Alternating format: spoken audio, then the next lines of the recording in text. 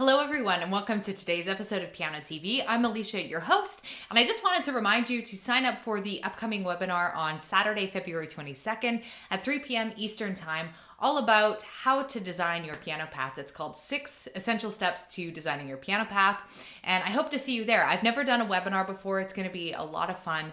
I'm basically going to try to give you some of my best information of being a piano teacher for over a decade when it comes to choosing repertoire and knowing what to practice and just getting a sense of knowing what you're doing when you sit down to practice the piano, sort of like the long range stuff. Anyway, I really hope you'll join us. Today's video is called 3 Things That Are Keeping You Stuck on Your Piano Path.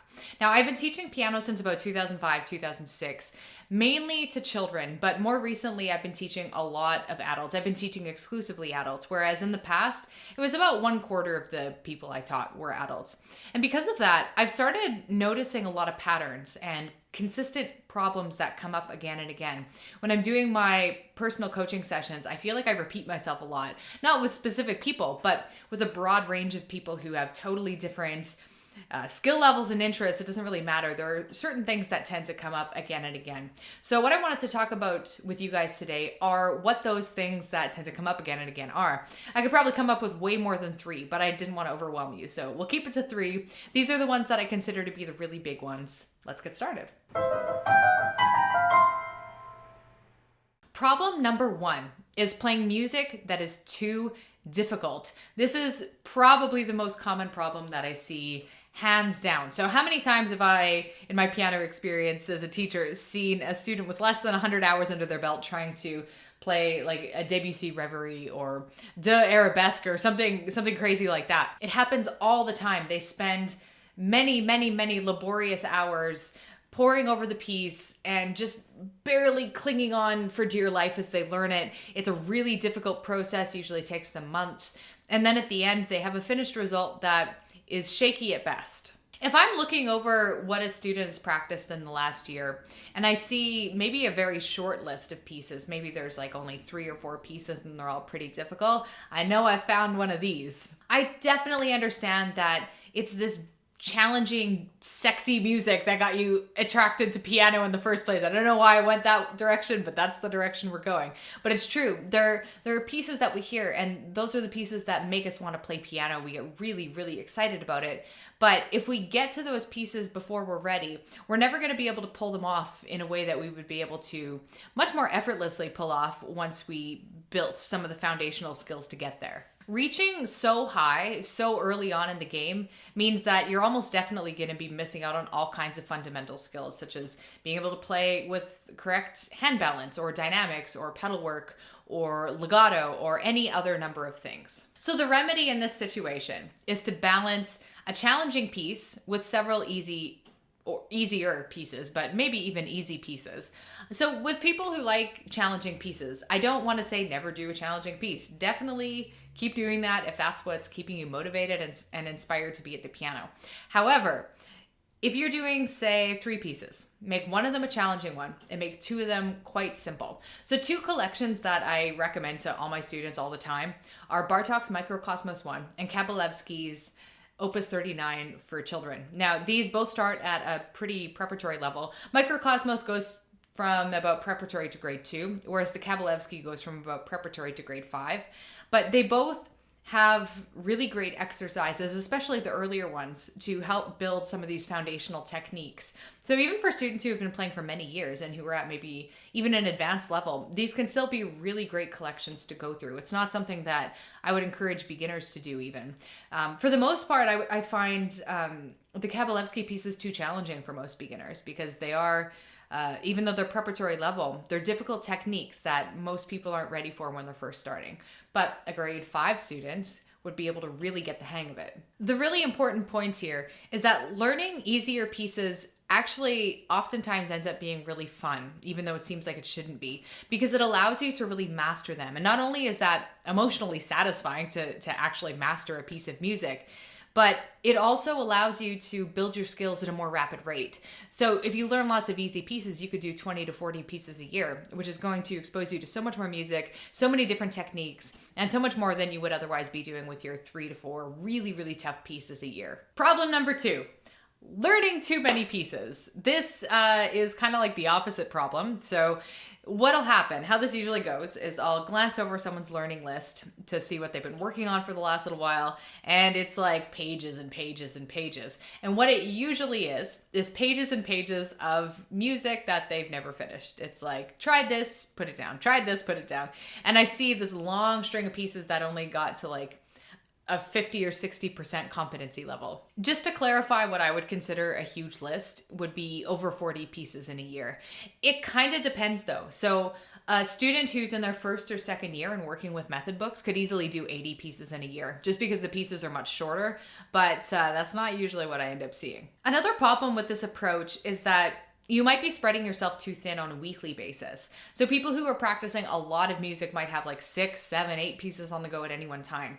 And what that ends up creating is a situation where you're practicing these pieces for quite a while, like a month or two, because you're only devoting a very small amount of time each week to them.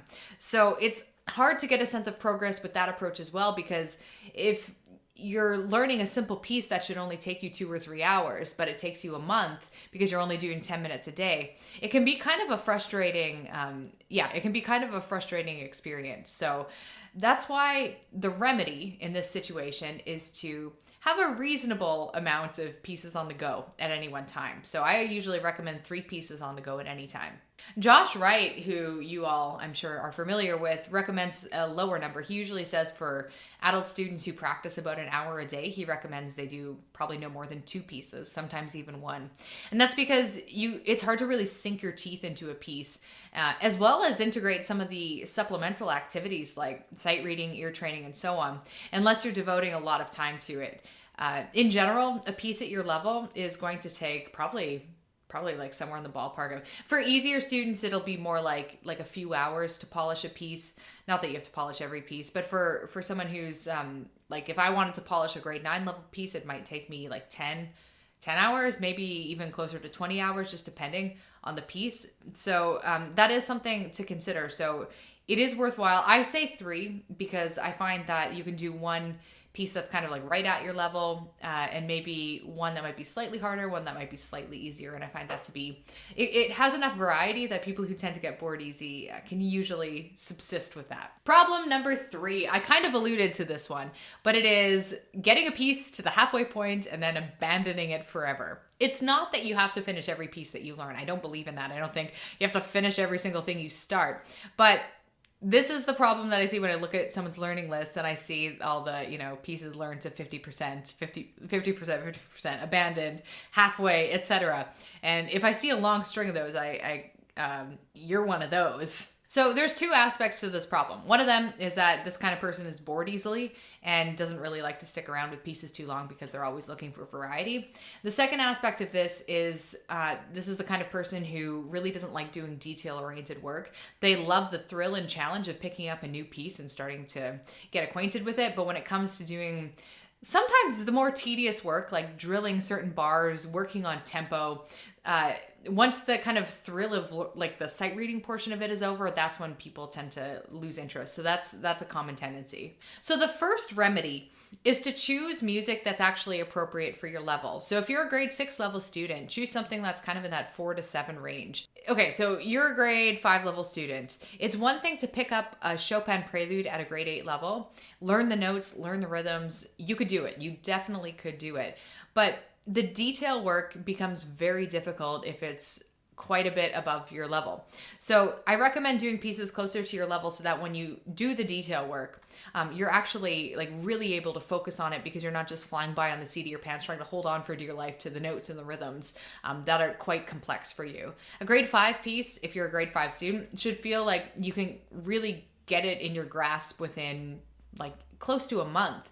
And that includes sinking your teeth into all of the details without too much trouble. The second remedy is to learn about the polishing phase of music, of piano practice, and work that into your sessions.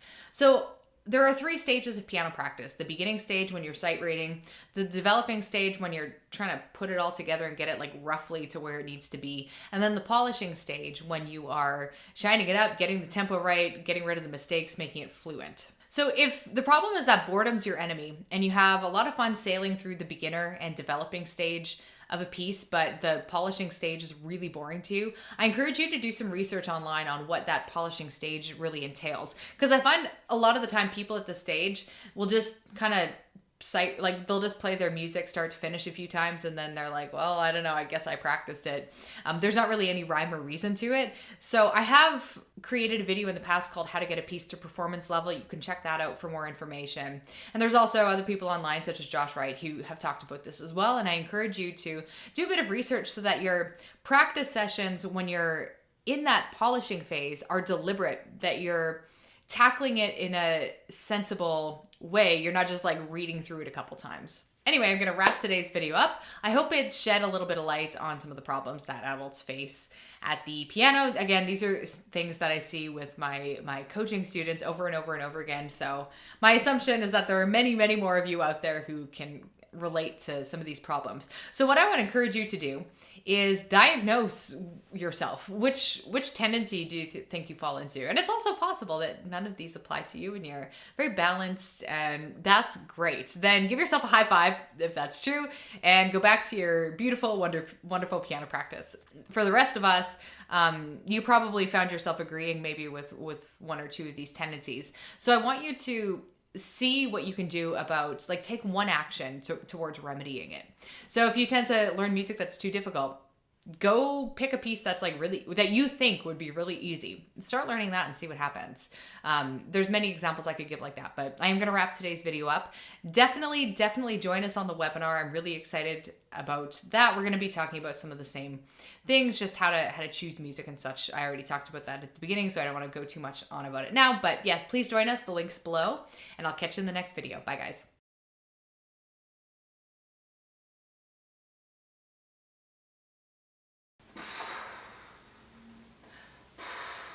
Anyway, I'm going to wrap today's video. Anyway.